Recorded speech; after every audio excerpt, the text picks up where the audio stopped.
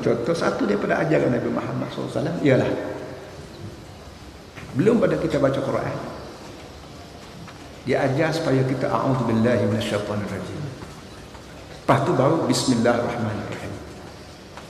A'udzubillahi minasyaitonirrajim makna dia sebutan Melayu, mana aku minta pelindung aku wahai Allah daripada syaitan. Syaitan ni perangai dia ar-rajim. Syaitan ni kena rejam, kena tagu. Orang Kelantan panggil tagu. Tagu buruk, tagu anjing, tagu rimak supaya pergi jauh. Sebagaimana buruk, anjing, beken, gapo kita tagu dengan tanah kor, tagu dengan kayu, bedil dengan peluru. Syaitan juga dia kena tagu. Syaitan ni nak tengok dengan mikrofon, dengan mikroskop tak boleh. Nak suruh dengan radar tak nampak. Tapi ada benda ni ada.